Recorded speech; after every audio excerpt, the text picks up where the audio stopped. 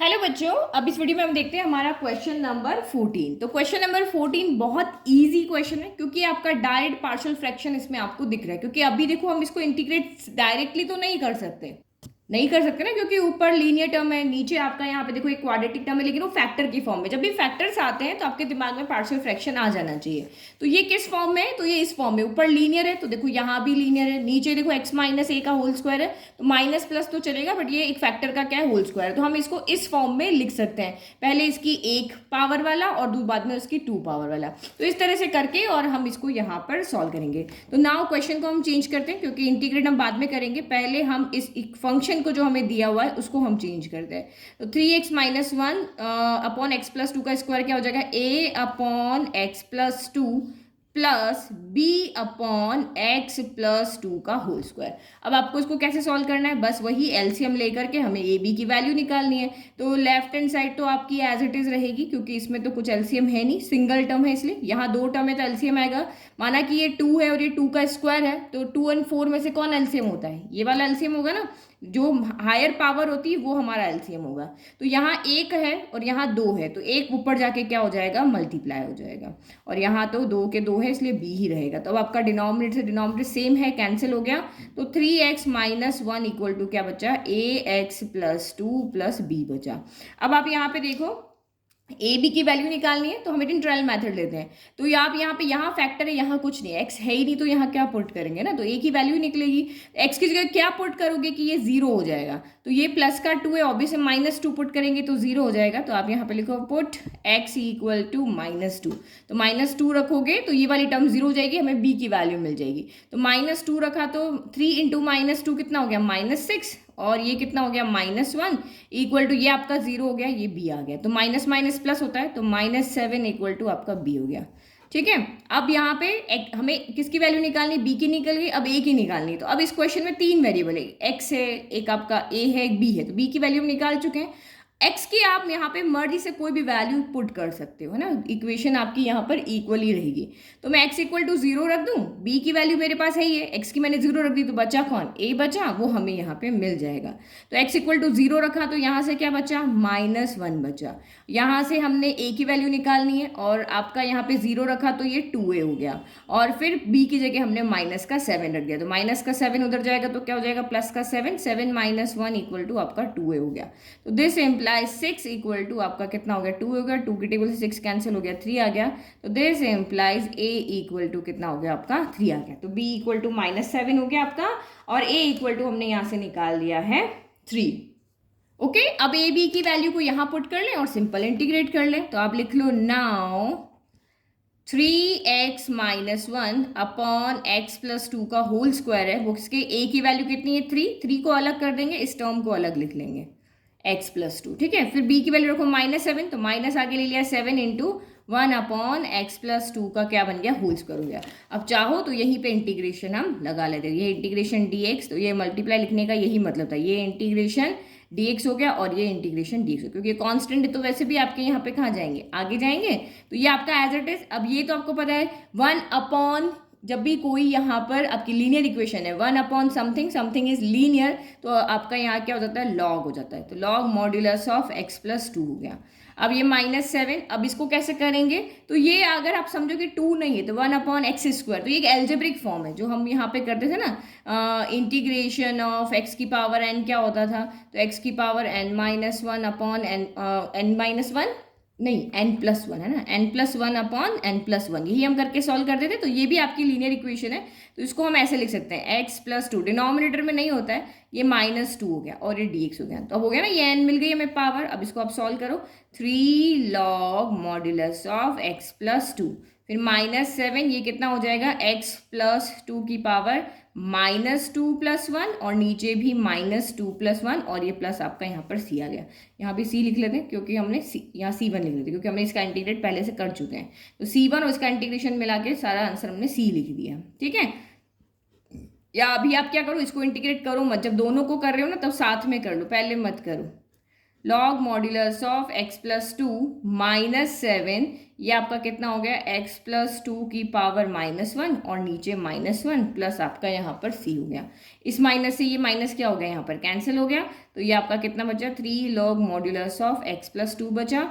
यहाँ पे प्लस का 7, x प्लस टू की पावर -1 है तो ये यहाँ डिनोमिनेटर में चला जाएगा और ये प्लस का कितना बच गया, c। This is your final answer. समझ में आ गया?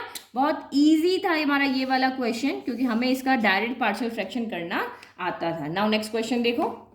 तो 15 क्वेश्चन को आप यहाँ देखो, ये आपका इंपॉर्टेंट क्वेश्चन है और उसके बाद 16 आएगा, वो तो मोस्ट इंपॉर्टेंट क्वेश्चन है।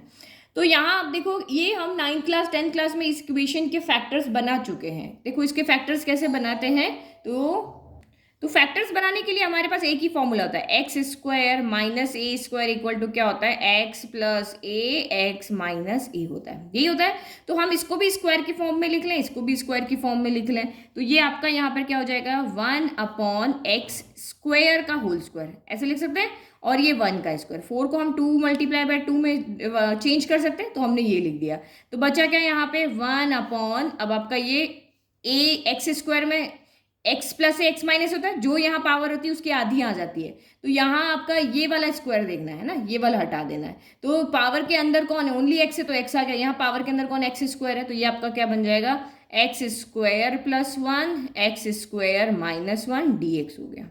ठीक है, अब इसका तो कुछ होगा नहीं क्योंकि हमारे पास इसको खोलने का कोई फॉर्मूला यहाँ पर नहीं है, लेकिन ये फिर से हो जाएगा, ये x square minus 1 square same यही। तो x की जगह आपका x है और यहाँ पे आपका क्या है, a है, a की जगह 1 है। तो ये आपका यहाँ कितना हो जाएगा, integration of 1/x square plus 1, तो एज इट इज रहा, x स्क्वायर माइनस 1 स्क्वायर, तो x प्लस 1 x माइनस 1 हो गया और ये आपका यहाँ पर dx हो गया।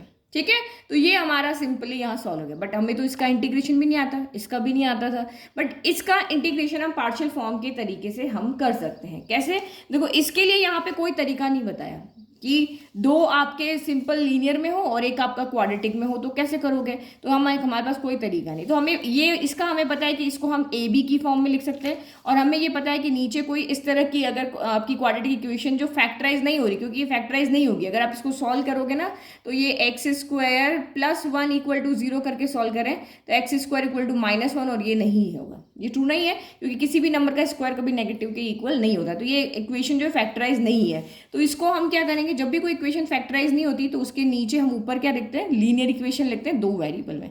ये छोटी छोटी टर्म आप यहाँ पे ध्यान रखो।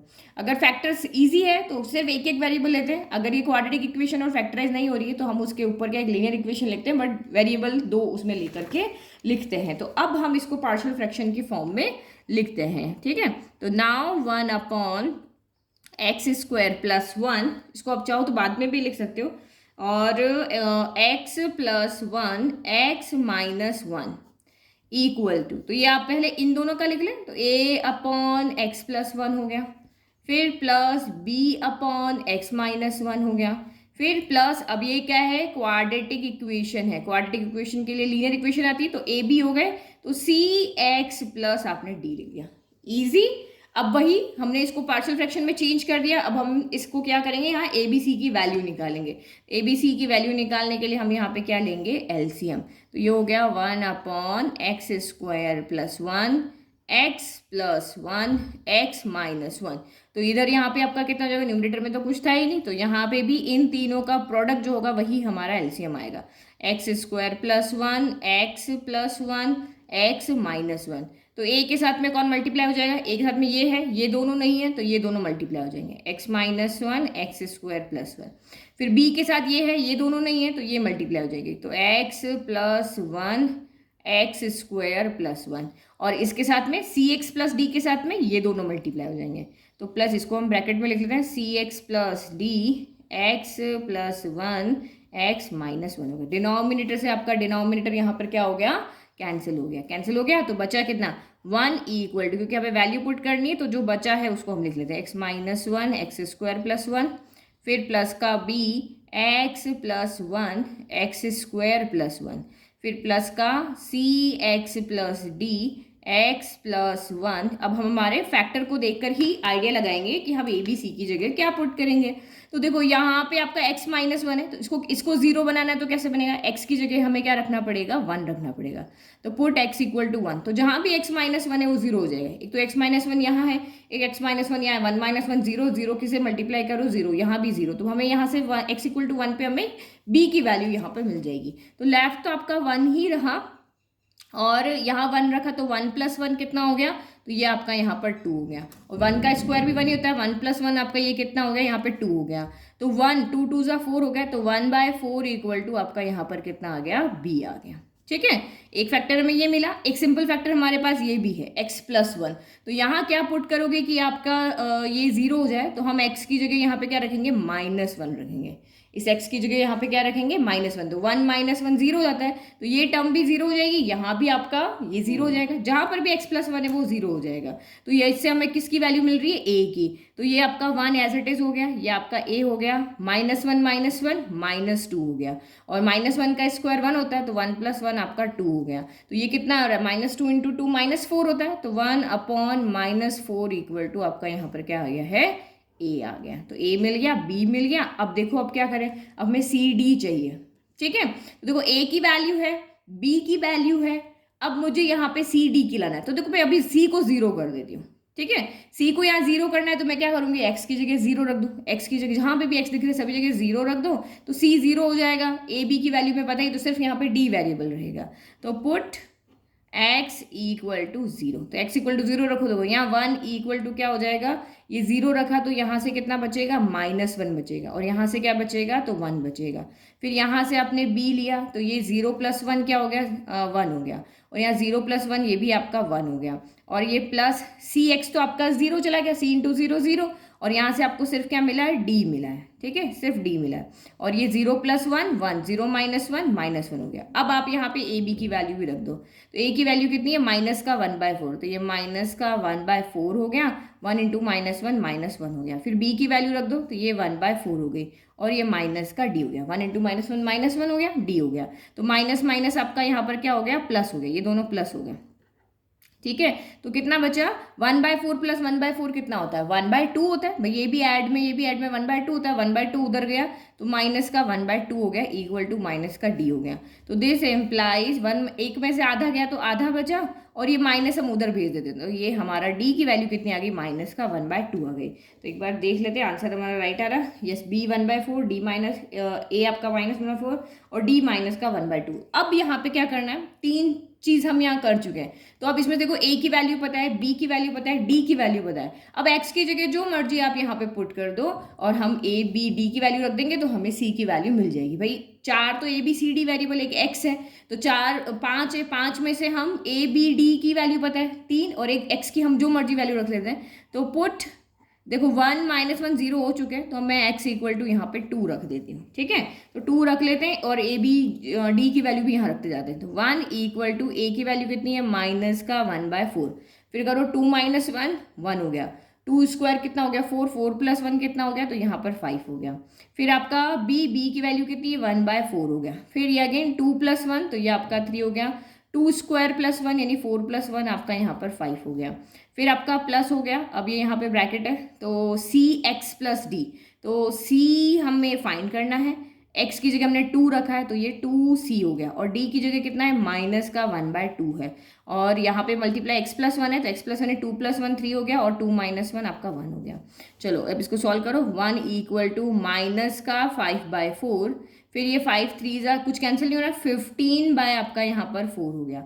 फिर ये थ्री को अंदर मल्टीप्लाई करो, तो ये आपका थ्री टू जा सिक्स सी हो गया, और ये माइनस का आपका कितना हो गया, थ्री बाय टू हो गया।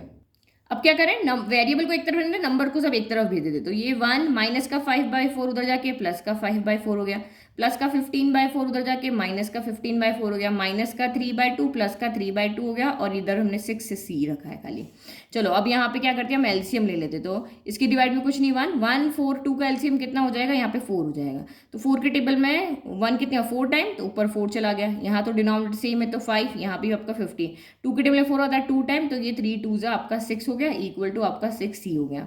तो ये देखो 15, और ये आपका यहाँ पर कितना हो गया, फाइव प्लस फोर 9, 9 प्लस 6 कितना हो गया 15।